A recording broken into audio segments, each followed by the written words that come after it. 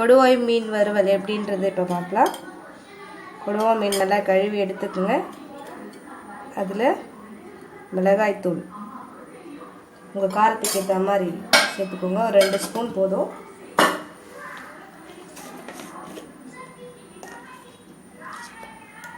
Salt சிறிது, Lime ஒரு 2 spoon, 2 சொட்டு விட்டுக்குங்க போதும் லைம். இது நல்லா கலந்து ஊற வைக்கணும். ஒரு 1/2 hour நல்லா ஊறணும்.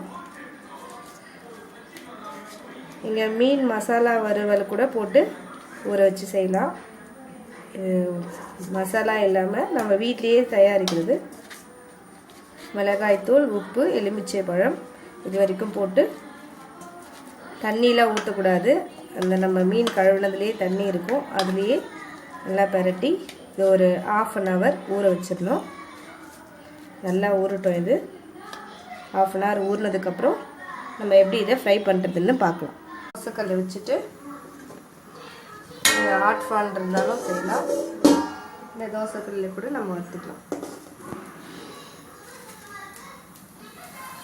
1/2 hour ஆகிடுச்சு, நல்லா ஊறிட்டுருக்கும். இப்போ இந்த மீன் துண்டுகளை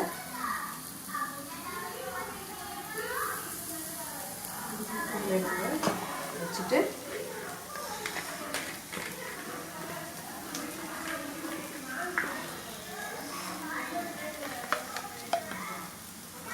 நல்லா ஆயில் விட்டு ஃப்ரை பண்ணிக்கணும்.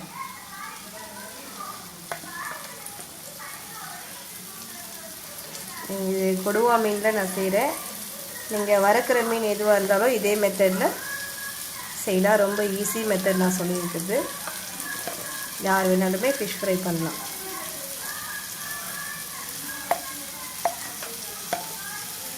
இந்த மீனை நல்லா சுற்றி ஆயிலை நம்ம விட்டுக்கணும்.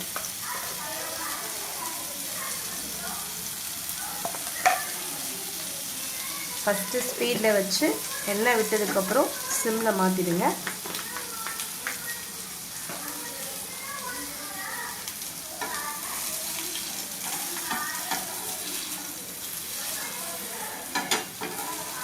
திருப்பி போட்டுக்கோங்க.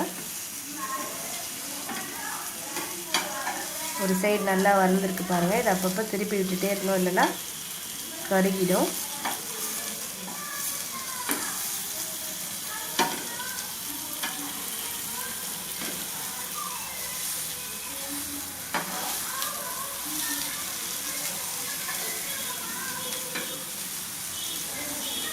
ஒரு சைடு நல்லா வெந்திருக்கு பாருங்கள். இன்னொரு சைடு நம்ம திருப்பி விட்டுருக்கோம். இப்போ இன்னொரு சைடு திருப்பினதுக்கப்புறம் இன்னும் 1 ஸ்பூன் ஆயில் நம்ம சேர்த்துக்கலாம்.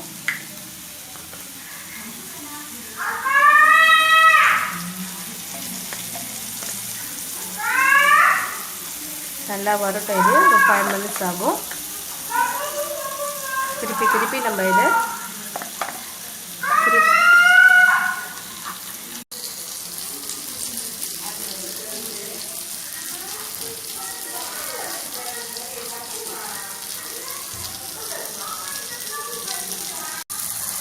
இப்போ மீன் நல்லா வறண்டு வந்துருச்சு பொன்னிறமாக.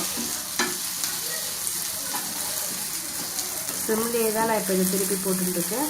ரொம்ப ஸ்பீடில் பண்ணக்கூடாது. ஸ்பீடாக வச்சிங்கன்னா தேஞ்சு போயிடும்.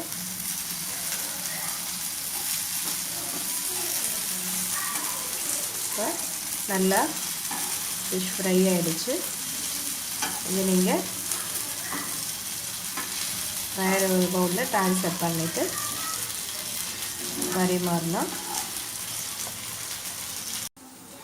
கொடுவா மீன் வறுவல் தயாராகிடுச்சு. நீங்கள் வேறு பாத்திரத்தில் ட்ரான்ஸ்ஃபர் பண்ணி பரிமாறலாம்.